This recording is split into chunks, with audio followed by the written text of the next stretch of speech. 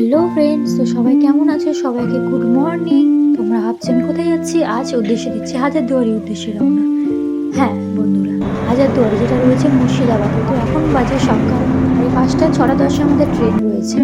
সেই উদ্দেশ্যে বাড়ি থেকে রওনা দিলাম। ট্রেনে কিছুটা সময় থাকায় সেখানে চা আর বিস্কুট কিনে নিলাম। নিচে আমার বট রয়েছে পিছনে। তারপরে ট্রেনে উঠে নিলাম। উনি তো ঘুমোতে ব্যস্ত, আর আমি কি করবো, এদিক ওদিক দেখছি। তারপর প্রায় 9:30 ট্রেন থেকে নেমে পড়লাম। এটা রয়েছে আজিমগঞ্জ স্টেশন। এই যে পিছনে রয়েছে দেখছেন, ওনারা আমাদের সাথে ছিল। তারপরে স্টেশন থেকে বেরিয়ে টোটোর উদ্দেশ্যে রওনা দিলাম। টোটো তো আপনাদের একটা দাম দর করে নেবে, প্রায় মতো বেশি নিয়ে নেবে, 20 টাকা করে নেবে। আপনার টোটো থেকে সেখানে ঘাটে চলে যাবেন।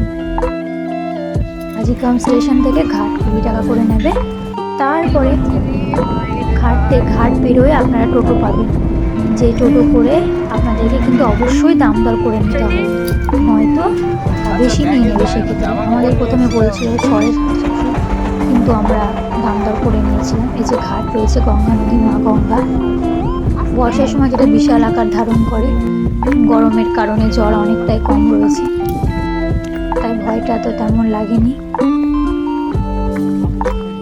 নৌকোতে উঠে গেলাম। নৌকাটাও ছিল বিশাল বড়।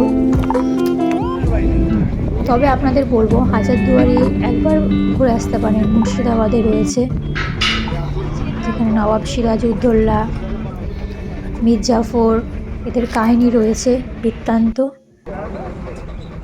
যারা ঐতিহাসিক ইতিহাস নিয়ে পড়াশোনা করছেন তাদের তো বলবো অবশ্যই আসবেন। এরপর আমরা টোটো ভাড়া করে নিয়েছিলাম 400 টাকা দিয়ে। তারপরে আমরা চলে এসেছি ওখান টোটোওয়ালায় আপনারা দেখিয়ে দিবে। এটা রয়েছে কাঠগোলাপ বাগান। তার আগে কিছু আমরা নাস্তা করে নিলাম, খেয়ে টেয়ে তারপরে গেলাম উদ্দেশ্যে। ওখানে আপনারা টোটোওয়ালারাই আপনাদের কিছুটা দর্শনীয় স্থান আপনারা যেগুলো যেগুলো বলবেন কথা বলে নেবেন, ওনারা দেখিয়ে দেবেন সব সময়ের মধ্যে। যে রয়েছে কাঠগোলাপ বাগান, যেখানে ভেতরে প্রবেশ মূল্য মাত্র 30 টাকা। 30 টাকা দিয়ে আপনারা ঢুকে যাবেন। নানা ঐতিহাসিক জিনিস রয়েছে, মন্দির।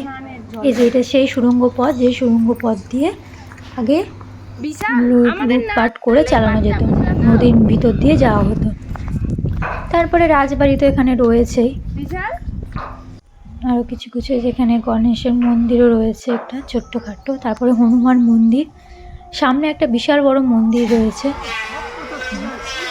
যেখানে আপনাদের ভিডিও করতে দেওয়া যাবে না, মানা ছিল। এই যে মন্দিরটি রয়েছে, তার সামনে আছে এই যে মাছ।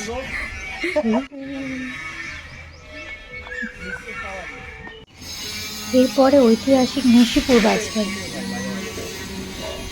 যেখানে আপনারা রয়েছে। এই জায়গাটা একটা কথা বলতে চাই, এই জায়গাটার শান্ত পরিবেশ এতটাই শান্ত যে গা ঝমঝম করছিল, মনে হচ্ছিল কেউ না কেউ সেখানে তারা আছে, আগেকার রাজাদের অস্তিত্ব। আর এটা হচ্ছে ফাঁসি ঘর, যে ঘরে ঢুকে বাপরে বাপ কি বলবো, আরও ভয় ভয় লাগছিল, গা থমথমে করেছিল।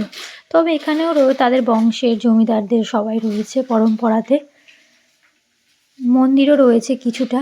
এরপরে আমরা আরও কিছু ভিডিও ছিল, যে ক্ষেত্রে আমাদের ভিডিওগুলো সব ডিলিট হয়ে গেছে কোনো কারণে, তাই বেশ কিছু ভিডিও ক্লিপ যেগুলো রয়েছে সেগুলো ডিলিট হওয়ার কারণে নিতে পারিনি।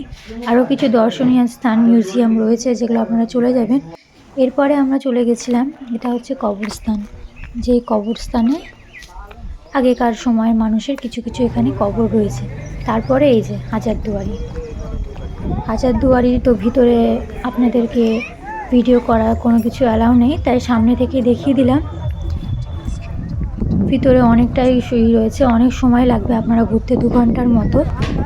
তো একটু সময় দিয়ে ঘুরবেন, ভালোই লাগবে। নানা রকম ঐতিহাসিক জিনিস রয়েছে, যারা ইতিহাসে বেশি ইন্টারেস্ট তাদের খুব ভালো লাগবে। এরপরে আমরা সেখান থেকে বেরিয়ে গেলাম, যেহেতু আমাদের 4:30টায় ট্রেন রয়েছে, আবার নদী পার হয়ে। অবশ্যই তো আপনাদের ভিডিও কেমন লাগলো অবশ্যই কমেন্ট করে জানাবেন। ধন্যবাদ।